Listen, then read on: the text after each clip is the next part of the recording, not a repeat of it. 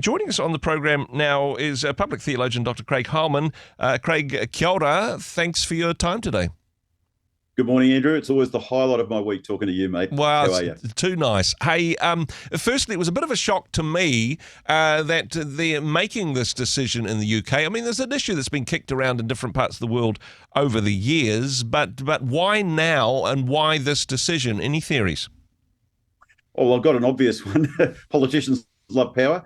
Any port in a storm is my theory. Basically, Keir Starmer is, despite the fact he has control of Parliament by a lot of MPs, he's on the nose with the voters. He has been after the first 3 to 6 months. And all of a sudden, he's discovered 1.6 million voters who might well be more socially minded or socialistically minded, let's say, as he is. And so I think there's an obvious reason for him to want those 1.6 million voters to vote. And I think there's an obvious reason why the other parties, Nigel Farage and co, and the Conservatives don't want those 1.6 million people to vote. So I think that's the obvious answer to it all. The question is it a good idea? That's what we probably need to explore. Totally. And I think there are some good arguments for it in terms of fairness. Now, 16-year-olds in New Zealand, they're able to do certain things. Whether or not they should is a different question. But in terms of equity, if you're old enough to get arrested, should you be old enough to vote for the people that make the laws? Yeah, well, that's a good argument, I suppose, at one level. I think I'd sort of mount maybe 3 arguments against the idea that 16, I mean, there are many arguments, but let's mount a few. Keir Starmer's main argument, Andrew, is that 16-year-olds can pay taxes. They can work and pay taxes, therefore they should decide. That was the first argument he mounted in defence of the idea. They should decide how the money's spent. I would say, well, hang on a sec. Does that mean that the people that get to vote are taxpayers? Because probably half the British population are on the benefit or pension or whatever and are not they're not taxpaying. So should they not vote? What about 15-year-olds who work? Should they be able to vote? What about 14-year-olds who have a job and pay taxes? Should they be able to vote? What about non-working mothers? People who don't get paid, should they be able to vote? I mean, there's a whole range of issues that it raises. So I don't think that's a great argument. That's a dumb argument, basically. And the other side of the problem for the UK is they want 16-year-olds to vote, Andrew, but what they don't want is 16-year-olds to run for Parliament. Oh, my goodness. So you're not allowed to run for Parliament at 16, but you're allowed to vote for parliamentarians.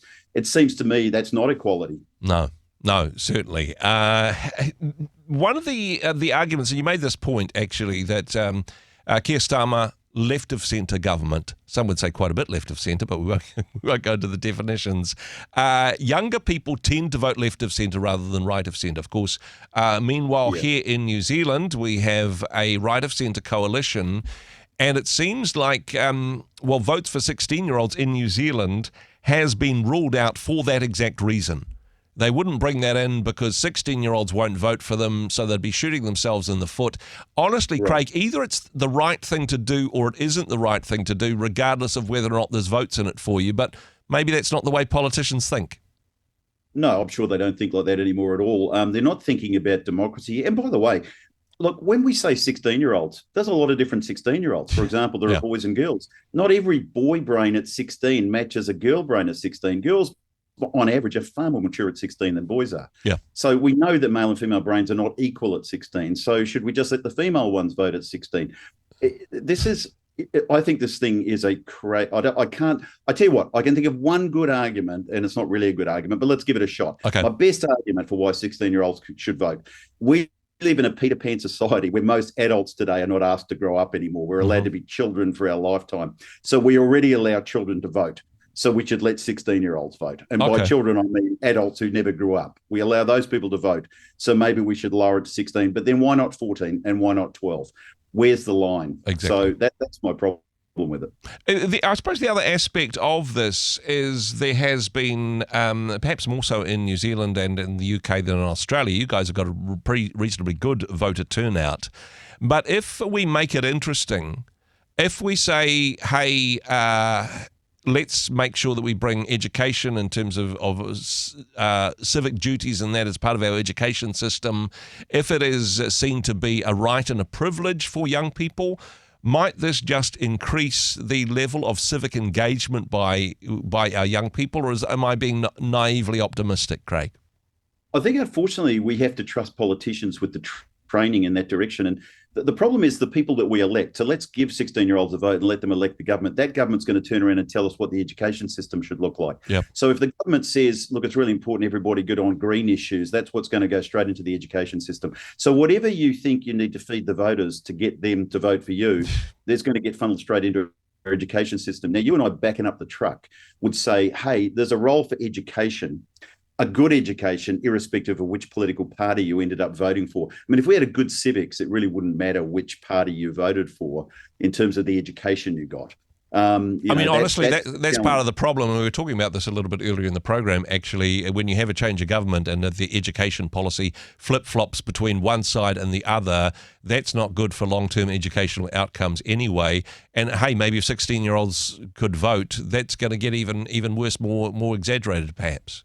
Well, what we're going to have, mate, in the UK is 1.6 million people going to the polls going, we don't need no education. I think I heard a song about that once. Yeah, exactly. I don't want to be another brick in the wall here, but I think this thing is problematic, and it's problematic for a lot of reasons. I mean, 18-year-olds are not necessarily a lot more mature than 16-year-olds, but they are somewhat more mature. We know that the brain forms, by the way, from back to front. So that the point being that this is the bit you want to engage when you're voting.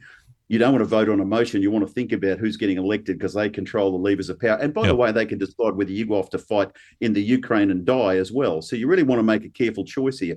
The problem is at 16, you're not using this part of your brain. You're using some more primitive areas. So and by the way, with technology, our kids' brains are shrinking in all the parts that we need them growing. Yeah. So, and they're expanding the bits we don't want more expanded, which is the emotional side. So I don't think unleashing 1.6 million emotional voters on the scene is going to help us dramatically. Although I'm not sure how much we engage with our cognitive processes when we vote. I'm talking about the average voter in Australia and New Zealand. Is it just rock paper scissors in the voting booth, or is it I'll just vote for who my parents voted for, or we've always I'm not sure how much brain development can be used as an argument, because I'm not sure how much we use our brains when we vote. It's more tribal perhaps than cerebral. Jonathan White would say you're right on that score. I'll tell you a funny story, actually. When I was doing my doctorate at Duke University, I asked my professor who was looking after me, my doctor father, Professor Howard, I said, who are you going to vote for, Stanley? And he said, it was Obama and George Bush or somebody was running at the time. Yep. And he said, well, Craig, he's from Texas. He said, well, Craig, what you have to understand is in America, we don't elect the president. We vote for a TV commercial. So I think that sort of sums up what you're saying. Yeah, exactly. Hey, interesting process. I mean, it looks like it's not going to happen in New Zealand under the current coalition government because there's not the votes in it for them. Could it happen in Australia, do you think? Could you see that happening? Is the political climate ready for it in Australia? Well, I think what we have to face in Australia is we don't need 16-year-olds to vote. Otherwise, they'd be voting. We have compulsory voting here. And if Albo needed more votes, trust me, 16-year-olds would be voting. The truth about Albo is he's got 55% of the vote and he's probably going to be in power for the next 20 years. So who knows? But I look, put it this way. When Albo gets enough on the nose in 5 or 10 years' time with the electorate in Australia, 16-year-olds will be voting, guaranteed. Yeah, and there'll be democracy sausages all round, no doubt. Craig, appreciate your wisdom and insight as always. Thanks for joining us. God bless, mate. Take care. Hey, thanks very much for joining us in the Rhema studio. Thanks very much for watching the interview. It's kind of nice to have an audience, actually. And if you did like what you watched, then do give us a like, do give us the thumbs up. And if you'd like to see more interviews like that one, or perhaps even better, subscribe and those interviews will come straight to you. Don't forget to turn on your notifications, and we'll see you in the next one. Cheers.